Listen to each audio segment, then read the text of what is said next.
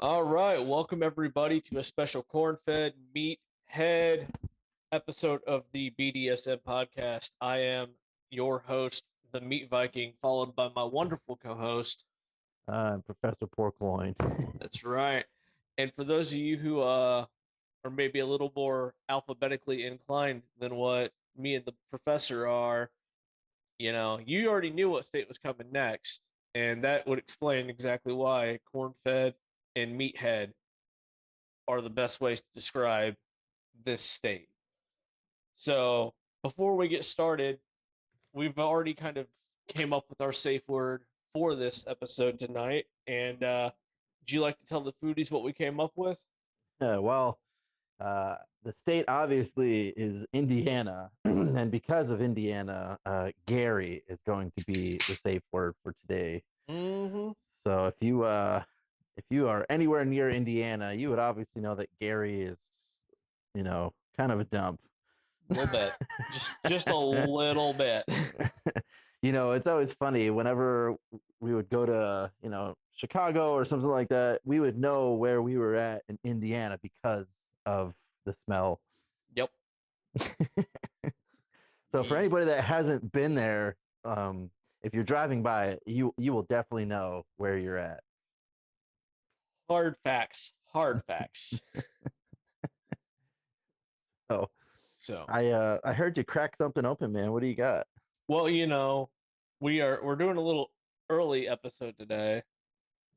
And so, of course, I went with a traditional breakfast stout from Total Eclipse by Mommy Bay. All right, that Yeah, sounds pretty good, man. it's one we've had on here before, so I'm not going to go into the whole background of it. But it's a I've had my cup of coffee already, and now I'm gonna have me a nice breakfast stout. Well, I decided to have a little bit on the coffee side and do a little bit of some Kahlua. Ooh, So it's a sipping one today because you're right. We are doing a little bit of a morning one, and why not? I don't usually drink coffee, but it sounded freaking delicious. So so are you just doing coffee and Kahlua or Kahlua straight? just Kahlua straight. It's my man.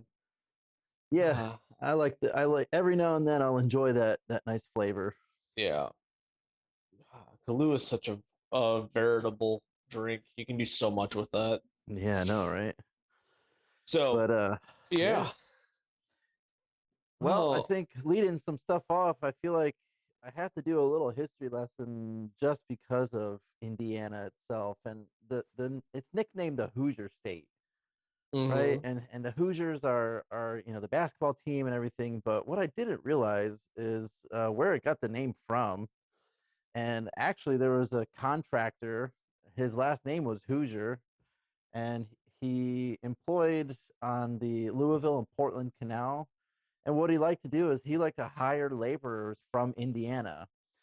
So this dude definitely, since Hoosier derived from the Indian word Hoosa, Mm-hmm. the Indiana floatmen, right, that were taking corn from Indiana all the way down to New Orleans, became known as the Hoosa men or Hoosiers or Hoosiers. So Hmm. I just felt like that was kind of cool.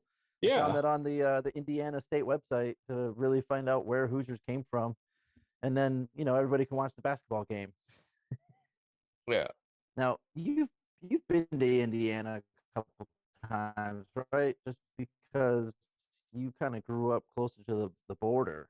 Correct. I was more around the age at that time where when we were ever going there, we would specifically go to like the mall because we didn't have a whole lot of stuff in the town that I grew up in to do, especially for like teenage kids. Um, but I do remember just not so much going over there for food, but something that actually kind of came over from Indiana to my town is something known as the pork tenderloin sandwich. Okay. So, um, and so for those of you who don't know what a pork tenderloin sandwich is, it is essentially breaded pork tenderloin that's been tenderized down real thin, and then you deep fry it, and you put that on a bun. However, we actually were able to kind of trace back the origin story of the pork tenderloin sandwich. And this goes all the way back to the founder, who was born in 1876, one of five sons and two daughters to Maurice and Elizabeth Fisher Feinstein. Child Nick Feinstein was 12 years old when he dropped out of patriarchal school to take a job as a tobacco stripper at Richard's Cigar Factory on Cherry Street. Over the next 15 years, he had worked many jobs around the town, but in 1904, he resigned from his position at a grocery store and began selling hamburgers at night from a push cart with a dim lantern on the courthouse square. His hamburgers became so popular that his business quickly expanded. Soon he was selling from a little 10 by 10 structure under a stairway at the corner of Jefferson and Market Streets. There he ended up building a business for Nick's Hamburgers that provided him with the funds to move in 1908 to the present location of 506 North Jefferson Street. For the first time, he no longer had cooked the food in his cart, but he had a kitchen. Um, it looks like he sold his business in 1929, but this restaurant is essentially the origin of where this hand breaded pork tenderloin ended up coming from. And it actually was so popular that the common meal here was the breaded pork tenderloin and a hand dipped milkshake for customers.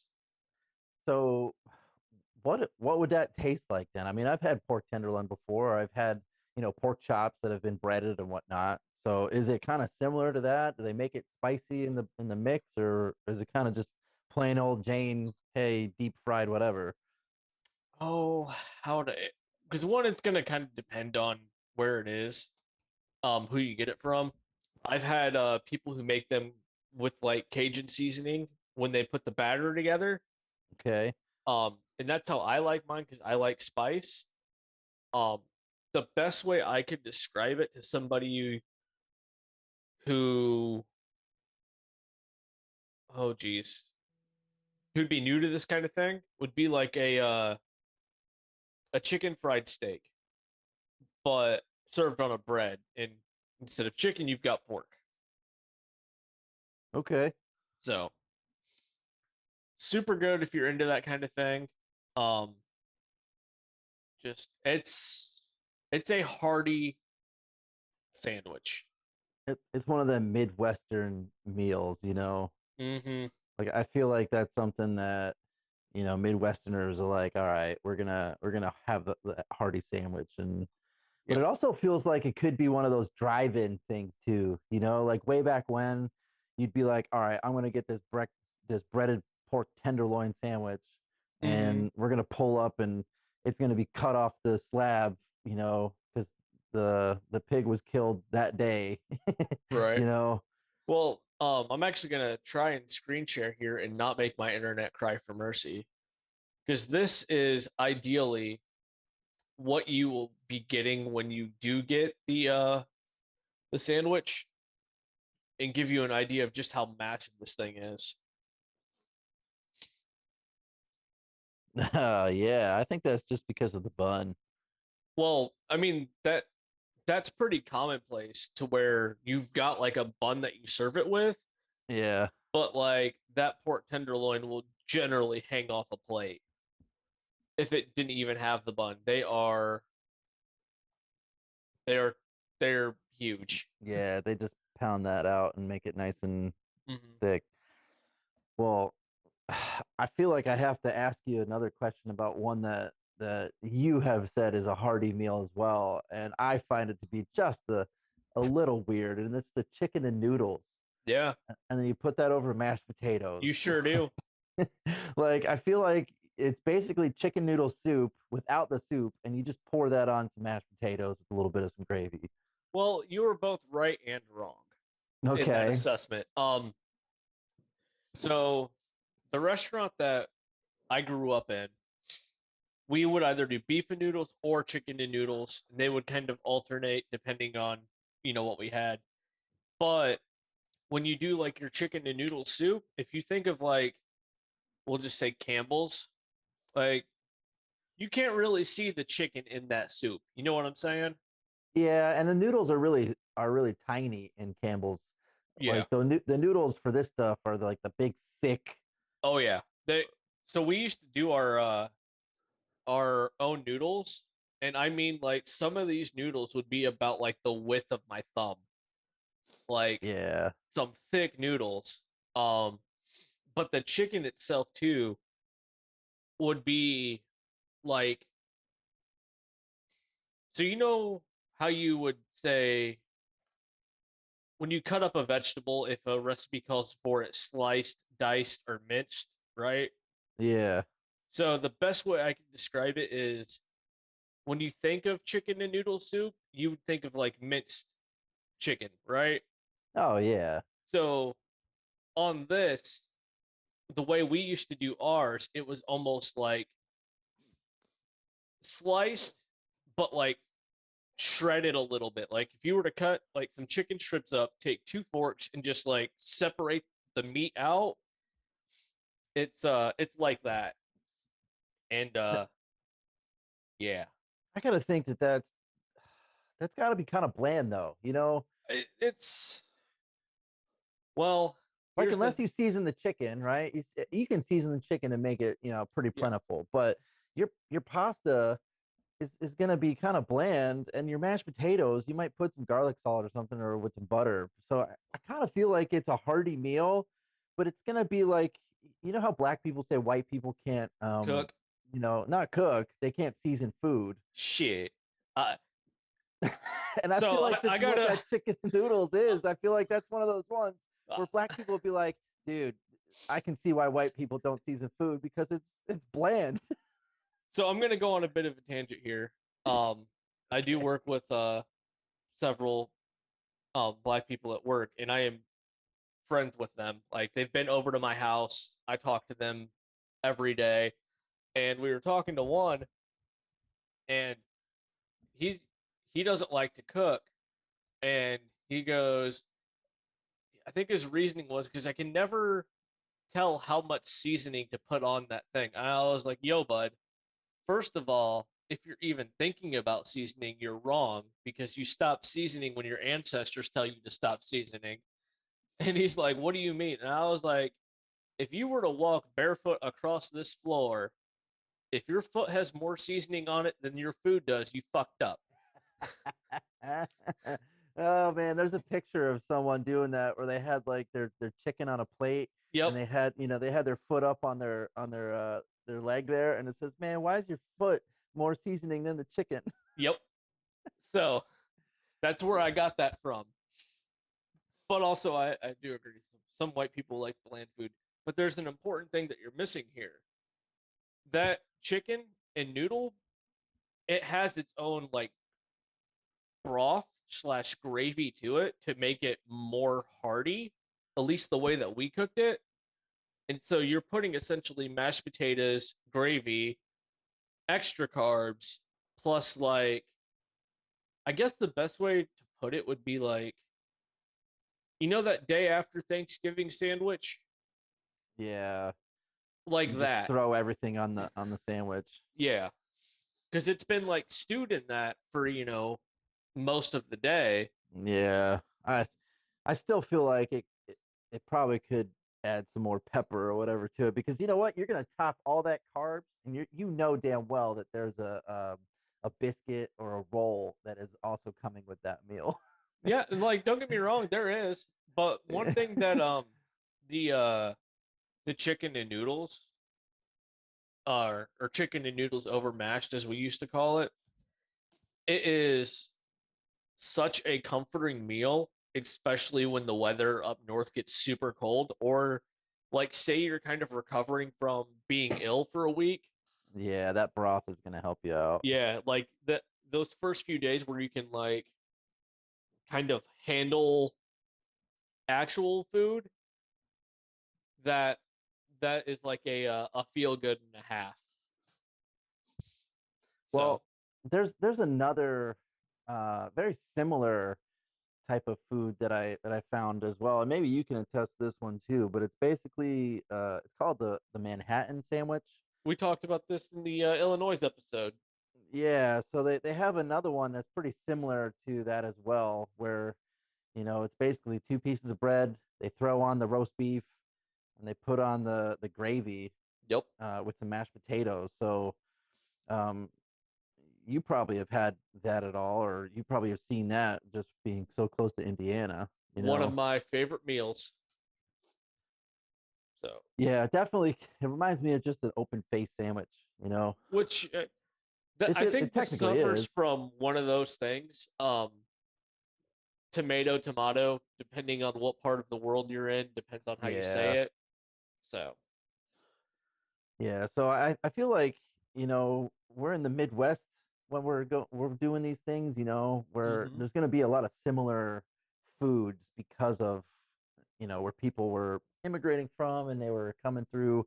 A lot of German influences. There's probably some Polish influences, whatnot. hmm So I think we might see another couple episodes coming up here when we get to like Kansas or like Minnesota or something like that, where there might even be some similar foods. I think you were right on that. And I think especially like when you look at say states like Kentucky, Kansas, and say like Louisiana, which is heading more south than what we're targeting right now as far as Midwest goes. But I Yeah. think the the food's all going to be relatively similar, but I think what we're going to see is huge changes in the way um the beers and the desserts are prepared in those areas. Well, I also feel like too, depending on where you go, especially in the South, you're gonna get more of the Cajun influence. You're gonna have Mm-hmm. more other influences where there might be some spicier foods. Yep. So I think, yeah, I mean, it's gonna be the same, but it's gonna be a little different just because Mm-hmm. of that cultural influence. Speaking of something that is the same but different, so you know you've got regular corn, right? Yeah. Well, do you know about sweet corn? I do know that sweet corn is basically ready to harvest in July and that people go bonkers for it. Mm-hmm. So goes by a couple of other names. Sweet corn is the most common one, or it can be referred to as sugar corn or po corn. It's essentially just a genetic hybrid of corn that ends up with a oh my gosh, where's my mind going? It has a little bit of a sweeter taste. Um, so it is just a spontaneous mutation that was grown by several Native American tribes. The Iroquois gave the first recorded sweet corn to European settlers in 1779, and it actually ended up becoming such a popular food in the southern and central regions of the United States at the time. Which is interesting because I mean, if you look into the Midwest, like they have all that farmland, right? You're Mm-hmm. gonna have cornbread, beef raised, like you have the land for it. And even going through like Oklahoma and some parts of Texas and whatnot. But like corn is such a popular vegetable that dude, you can see it in like Louisiana. They have the crawfish boils, right? Mm-hmm. Like corn is in there, or even just being up in the Northeast. Like I just remember having corn on Fourth of July, party celebrations and whatnot. So it's really cool to see that these type of agricultural influences that even just the Midwest has. Because one of the other things that we kind of talked about in the last episode was the popcorn, and I feel like there's a very popular popcorn, the big popcorn industry, like you Big, said, big conspiracy. popcorn. Yep. They're also infiltrating Indiana as well. Mm-hmm. Well, so quote unquote big popcorn here. In 1933, the strain called Golden Cross Bantam was released. And this strain is super important because its main significance is it was the first successful single cross hybrid that was specifically developed for disease resistance. So, like, when you grow your crops, you don't want any kind of ickies to happen, you know? Yeah, that's where Eh, all those pesticides come into play, you know? Right. So, kind Well, of a little interesting fact there. and I feel like here's something else too. I mean, it's related to food, but not really. It's kind of related to entertainment. You know, I remember as a kid, there was a couple places that did grow some corn, and the corn was mainly for, animal feed. It wasn't for human consumption. Mhm. But maybe you can even think about this too, because you were close to that. But do you ever do any of those corn mazes when you Yep. were a kid? Yep. Like I feel like for those times when it's not harvested, because the corn mazes would usually happen around September, October-ish, Hmm. and I just thought that was pretty fun. And every year there's that place by my where I grew up, where they put crazy ass designs into it, and you had to like go find different things. Hmm. So, So super popular, especially around uh Ohio, the state that I live in. Ohio has problems anyways, because I think we're either number one or we're like super up there as far as like haunted attraction goes.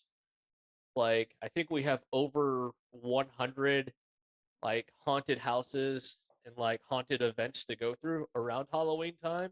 yeah, And one of the super popular ones to do because of all the farmland out here is doing haunted corn mazes. okay. So, and that is like essentially you'll be walking through, and the next thing you know, some guy in a Jason mask with a fake chainsaw will come and chase you, and then your heart gets going, and then you fall down. And then luckily, it's not real Jason, so you live. But yeah, uh, it um, yeah, that I mean, I remember doing some of those hay rides and whatnot too as a kid. yeah. I mean, like, let's put it this way: the corn mazes are so popular here in Ohio. I think it was this. Oh my gosh, the fall before COVID, a group of us all went together and we just went down a corn maze. So with I think two other couples and their kids. So it was a good time. So, we've kind of talked about chicken, we've kind of talked about beef and whatnot because, agriculture, there's a lot of farming with that too. But one thing that I didn't realize, and you know, a lot of states do have lakes, but perch apparently is a super popular Mm-hmm. protein that's out there. And because Lake Michigan kind of extends pretty far south, like where the northern part of Indiana is, um, there's definitely a lot of fish that gets put onto that menu too. And fried lake perch is like one of the big ones that you'd see. Mm-hmm. Um, Basically, they kind of debone it and they butter it all up and throw some nice little uh, flour and egg wash and put it into the deep fryer. And I think that would just make that a little bit better. And you Like I've had perch and it's really good, but man, I think anything fried tastes better. well like there's the place that we used to go to every now and again. Do you remember Sean's Irish Tavern? Yeah, I Yeah. do. So their fish and chips um around perch season, even though it just says basic fish and chips, they replace it with perch, Yeah. and it is very good. So Some places do walleye too, and I think we'll talk more about that when we get to Ohio yeah. because I Well, mean that's a very popular thing. the thing with walleye though is it's such a larger fish that they tend to make like walleye fillets versus your fish and chips kind of thing. Yeah, and also the season is super early. Mm-hmm. when I lived there. I mean, I never went. I always wanted to, but it was always like, oh yeah, we can go fishing in like March Yep. when it's still snowing. I'm like, fuck that. Yep. No, I'm with you on that one, bud. So, oh, But I wow. feel like there's still a lot of other things that Indiana has. Um, you were talking about one of the desserts you found, right? Wasn't it the sweet pie or the sugar pie? Yes, sugar cream pie. Um, this one is not the one that had the history of the sugar cream pie like I thought it did. Oh, However, sugar cream pie, super simple to make. And in fact, unlike say a custard pie, which this looks extremely similar to, um, sugar cream pies don't use egg. yeah, it's basically what? Sugar, flour, cream? So this one is 1 cup sugar, 1/4 cup of cornstarch, 2 cups of 2% milk, half cup of butter, 1 teaspoon of vanilla extract, and a quarter teaspoon of ground cinnamon. Okay. See, I saw a recipe when I was looking at some of my stuff that basically just said sugar, flour, cream, vanilla, and nutmeg. Yep. And So let me see if I can actually pull an image up of the sugar cream pie. yeah, Because if you didn't know it was sugar cream pie, you would assume this is just a basic custard. or depending on how light it is, probably a pumpkin pie or something close to that. Well, see, the thing is with sugar cream, um, now if you do like an old fashioned cream, it's a little different because you like caramelize the top with brown sugar and most of your fillings made out of brown sugar, but I'll show you that here in a second. This is going to be like your traditional sugar cream. Well, I know that sugar cream has a lot of influences from like the German and Dutch immigrants that were moving around. Mm-hmm. Yeah, see, that looks pretty good. Right. And so remember how you were talking about like a darker sugar cream? Yeah, So this right here, you can see how it's more caramelized on the bottom, and yeah, it looks almost burnt on the top, but it's not. This is what we would know as an old fashioned cream pie. So kind of like a the main difference here is that you're going to use brown sugar instead, but it's going to give it a different texture and a feel to it, which yeah. is super good in my opinion. And then yeah, like this right here is a Just custard your pie. egg. So if if you didn't know, it would be easy to mistake them until you taste them. Yeah. So, Well, I know that there's one thing that I found, and I don't know if you were going to look at the history of it, but back in 2009, they actually made it the state pie. correct. That the sugar cream pie is now the state pie of Indiana, and that they basically sell 750,000 of them every year. Mm-hmm. So apparently, Indianians love their sugar cream pie. I agree to that. Do you know So, what else Indianians love? oh geez, I could only imagine where this is gonna go. So, anything with the word Hoosier in it, as we kind of started the episode off with the Hoosier terminology and where that came from. Yeah, So, there is a drink called Hoosier Heritage. You take 1.5 ounces of bourbon, 1 ounce apple cider, half an ounce of fresh lemon juice, 1/2 ounce of maple syrup, a sprig of rosemary for garnish, and then you just add a pinch of cayenne pepper to that. that sounds interesting. Yep, you essentially pour everything into a mixer, your bourbon, your lemon, your maple syrup, and apple cider with ice, and then you're gonna shake that a couple of times. You're gonna strain that into an old fashioned glass, garnish with a pinch of cayenne pepper, and add your sprig of rosemary. Mm. So It looks really good. Well, I mean, I think you can throw Hoosier on just about anything, and Hmm. people would probably eat it back then. Be like, "Oh, here's a Hoosier pie. Oh, here's a Hoosier meat," and be like, "Dude, we're eating it." Right. So I I found another thing that maybe you can kind of attest to. Did you ever have the fried biscuits with apple butter? So I've had yes. Sorry, I had to think. Your fried biscuits, are they essentially, they almost look like a dinner roll, but they have like powdered sugar on top? Yeah, it's like a deep Yep. fried like bread dough, and it's got Yeah. sugar, and then you can put apple butter and stuff on it. Yeah. We lovingly refer to them as poor man's donuts. I can see that. Yeah, Hmm. Yeah, we used to serve those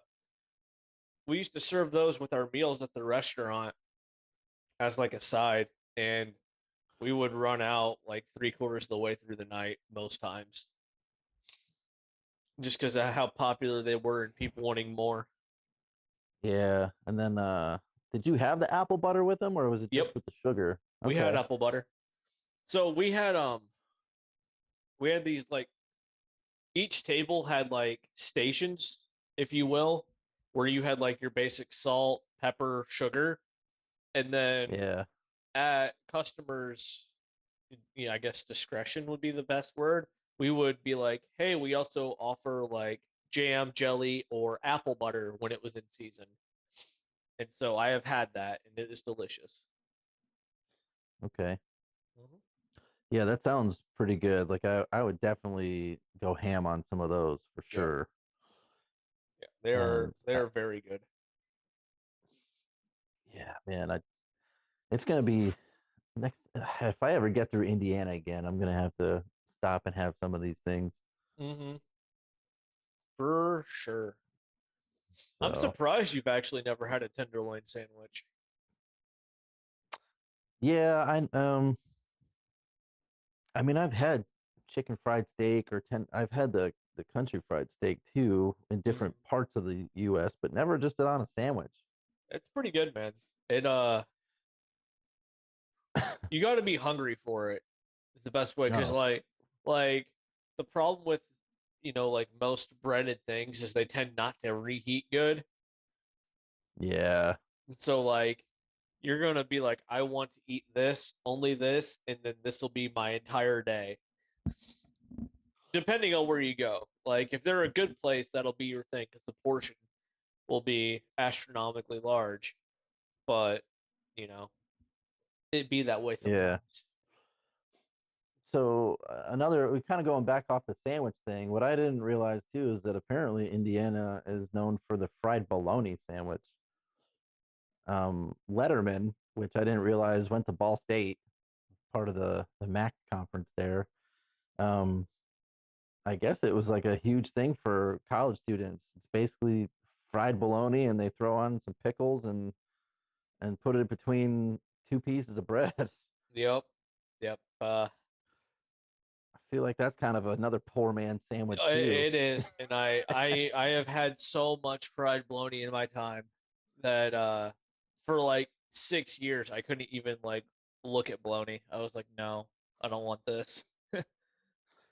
See, growing up for me, I remember having bologna sandwiches and they were great. We never fried them though. It's not like spam either. Like, Right. it would always just be like, okay, we got bologna because it was probably cheap at the time. Well, the difference is like when fried bologna sandwiches, breakfast, lunch, and dinner. That's when you're like, no, no more. Yeah, you know what? You eat anything enough, you can start Yeah, getting tired of it. yeah. So, So, yeah, but I mean, I almost feel like I can go for a bologna sandwich right now, to be honest with you. dude, good on you. I would rather lick my floor. That's nothing against bologna. If you like bologna, good on you. But yeah. Well, I guess when you've had it so many times, you're just like, yeah, I'd rather just lick my floor. Yeah. Oh man. Well, I know that there's some beers that are actually pretty good out there, and one of the more popular ones is off of Three Floyds. and it's Mm-hmm. called Zombie Dust. Okay. So I've actually had this one before in my travels through the Midwest, and it's actually pretty damn good. It's an IPA, um, or a pale ale, sorry, and it's pretty hoppy though. So you basically can only get it right around this time. There's only really one time around, this summer where you can get it. But if anybody can go all the way out to the western side of Indiana, Mm-hmm. um, that's where you're going to find that brewery. And they have plenty of other beers too, but the Zombie Dust is their most popular one. Hmm. That So sounds like a good beer. yeah, it's something I think you would try it just for the See, name alone, man. for the name alone, yes, but I've got to be careful with like hoppy beers because there's a fine way or a fine line between this is nice, it's got like little floral hints, and then the other one that I've had before are like I just deep throated a bouquet of flowers. A bouquet of like pine needles. Yeah. And when you cross that line, I'm not a fan of it so much. So Freaking hilarious. uh Well, you got any other things that you want to talk about? no, I think we're gonna be okay. Yeah, I think this is we're it only took us like 50 episodes, but I think we're finally getting into a groove of Yeah. talking about some of these things. Right, yeah. So if you guys ever want to show your friends like this podcast and share it around, be like, yo, just start at episode like 47. These fuckers didn't know what they were doing. It's okay. And then like 47 episodes down the line, you'll be like, dude, episode 130, just start there. It's okay. Yeah, because we'll start getting better and better, but and Right. then we can pull out the footage later on and go, all right, man, let's do a reaction thing to episodes 1 through 130. Yep. Damn, Yeah. we fucked up. I mean, that's the story of my life. So, So but I think you want to lead us out? yeah, foodies, let us know in the comments, and hopefully we can get some comments except for some of those bots that talk about sex. Yep. uh, what do you think about Indiana? If you're from there, maybe we missed something. I'm sure we did. We Yeah. can revisit this if you feel like, hey, you fuckers missed this out. So but I am Professor Porkloin, and I'm gonna sign off with my co-host here. The meat Viking. And until next time, when we continue our drive around the United States. Yep. Y'all have a good one. Stay safe. Bye.